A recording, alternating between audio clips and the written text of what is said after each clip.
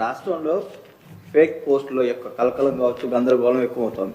అవి మీరు తెలుసుకొని వివరణించేలోపు రాష్ట్రం మొత్తం చుట్టేస్తా ఉన్నాయి, మీ పరిపాలన పైన ప్రభావం చూపుతున్నాయి. ఇటీవల చూస్తే ఒక ప్రభుత్వ ఉద్యోగి అమరావతి పైన పెట్టిన పోస్టు కావచ్చు, రాజధాని మునిగిందంటూ ఏదైతే ఉందో కొన్ని సోషల్ మీడియాలో వచ్చినటువంటి వార్తలు కావచ్చు, ఇలా ప్రతి అంశం కూడా ఒక నెగిటివ్ సెన్స్ క్రియేట్ చేసే విధానం రాష్ట్రంలో ఇటీవల ఎక్కువైపోయింది. దాని మీద ఎలాంటి జాగ్రత్త చర్యలనాలా, రాజకీయంగా ఎలాంటి నిర్ణయం చెబుతాను? అదే ఇప్పుడు కుప్పానికి కృష్ణా జలాలు తెచ్చిన అంద్రినీవా కాలువలో ప్రవాహం ఆగిపోయింది అంటూ కొందరు చేస్తున్న ఫేక్ ప్రచారాన్ని ఎవరు నమ్మొద్దు. సెప్టెంబర్ 3వ తేదీన వాస్తవంగా కాలువల్లో ఉన్న నీటి ప్రవాహాన్ని ఫోటోలో చూడవచ్చు. పలమనేరు, కుప్పం, అసెంబ్లీ నియోజకవర్గాలు 110 చెరువులు నింపడానికి ప్రభుత్వం కృత నిశ్చయంతో ఉంది. ఇది ఫేక్ న్యూస్, ఇది రియల్ న్యూస్ అని ఫోటో వేయాలి. ఇది మా పని చేయాలన్నా ఇలాంటి తప్పుడు రాజకీయాల మీద అనునిత్యం వివరణ ఇవ్వాలన్నా, వీళ్ళకి బుద్ధి జ్ఞానంగా ఉంటే, వీళ్ళు మనుషులైతే వీళ్ళు ఏం చేయాలని అడుగుతున్నాం. Is it right? అంటే నీకు అధికారం ఉంది, నీకు ఇంకా అడ్డు వాపు లేదు, ఏమైనా చేయగలుగుతామని నీ ఇష్ట ప్రకారం వేస్తే మేము చూస్తూ పోస్టులు పెట్టుకోవాలి ఎవ్రీడే. ఇదే పనే. కబద్దారు, జాగ్రత్తగా ఉండండి. ఎంతవరకైనా వెళ్తాం.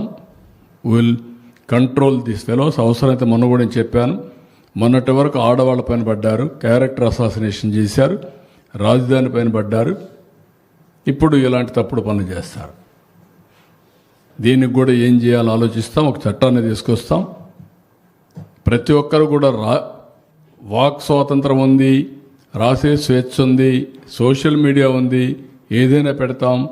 పేటీఎం బ్యాచ్ ఉంది, డబ్బులు ఇస్తారు కాబట్టి మేము పెడతామంటే మాత్రం కుదరదు. మళ్ళా వాళ్ళు వచ్చి మిమ్మల్ని కాపాడలేరు. ఆ విషయం కూడా గుర్తుపెట్టుకోమని హెచ్చరిస్తున్నాను. సార్, ఇప్పుడు ఒకవైపు మీరు చెబుతానే ఉన్నారు ఎక్సెస్ ఉన్నాయి, ఎలాంటి ఇబ్బంది లేదు ఫెర్టిలైజర్స్కి, ఆందోళన చెందొద్దని. మరోవైపు ఏమో దీని విషయంలో కూడా ఫేక్ పోస్టులు చాలా వరకు వస్తున్నాయి, పెడతారు. వాటి మీద ఏమైనా చర్యలు తీసుకుంటారు? అదే కూడా చెప్పా కదా, ఇక్కడ కూడా ఆందోళన కలిగించేవాళ్ళు అందరినీ ఆందోళన కల్పించి వీళ్ళు రాజకీయ లబ్ధి పొందాలనేది వాళ్ళ ఆలోచన. అది సస్టైనబుల్ కాదు. కానీ ఈరోజు వచ్చిన విచిత్రమైన పరిస్థితి అంటే సోషల్ మీడియా ఒకటి వచ్చింది. సోషల్ మీడియాలో వీళ్ళు పెట్టేసి మొత్తం తిరుగుతూ ఉంటే ఇష్టం ఉన్నా లేకపోయినా మనం కౌంటర్ చేయకపోతే అదే వాస్తవాన్ని నమ్మే పరిస్థితి వస్తూ ఉంది. అలాంటప్పుడు ఒకటే మార్గం, దీని మీద ఫర్మ్ కూడా యాక్షన్ తీసుకోవాలి. Will take action. అదే నేను చెప్పేది. ఇంకా దానికి ఇవ్వడికేం చేయాలి? ఆడ కొంటున్నాం, 12 రూపాయలు ఇచ్చాం, 4 రూపాయలు మనం 12 రూపాయల వరకు, 4 రూపాయలు కూడా కాదు 12 రూపాయల వరకు కొనమన్నాం. ఎంతైనా ఉండి మినిమం ప్రైస్ 12 రూపాయలు కొనమన్నాం. రైతులకు ఇవన్నీ చేస్తా ఉంటే రైతులకు అది జరిగిపోయిందని కావాలని ప్రచారం చేసి రాజకీయ లబ్ధి కోసం ప్రయత్నం చేయడం నీచం, పరమ దుర్మార్గం కూడా. రైతుల్లో చైతన్యం ఉండాలి, చైతన్యం తీసుకొస్తాం. వాళ్ళు చైతన్యం రావడం కంటే వీళ్ళని కూడా హ్యాండిల్ చేయాలి. లేకపోతే ఇది వాస్తవాన్ని నమ్మి మోసపోయే పరిస్థితికి వస్తున్నారు. అది బాధ. ఒకసారి 2 సార్లు పర్వాలేదు, ఎవ్రీ డే ఏదో ఒకటి. అంటే మనం పనులు చేయాలన్నా వీళ్ళ తప్పుడు ప్రచారాన్ని ఖండించాలన్నా. ఎవరికైనా కొంచెం బాధ వేస్తుంది కదా వీళ్ళు పెట్టే భాష. ఇవన్నీ చూసినాక 100 రోజుల్లో 3,800 కోట్లు ఖర్చు పెట్టి నీళ్లు తీసుకొచ్చి కుప్పానికి ఇస్తే పోయినప్పటి నుంచి విషయం చెప్పడం ఏంటండి?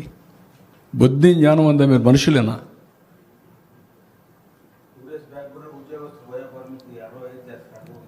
అదొకటి. ఇదే పని ఫేక్ జివో 60 అంటే ముందు ఒకటి క్రియేట్ చేసేయడం, క్రియేట్ చేసిన తర్వాత దానిపైన మనం స్పందించకపోతే ఒకటి, లేకపోతే స్పందిస్తే ఒకటి, మనం చేయలేకపోతే ఒకటి, చేస్తే ఒకటి.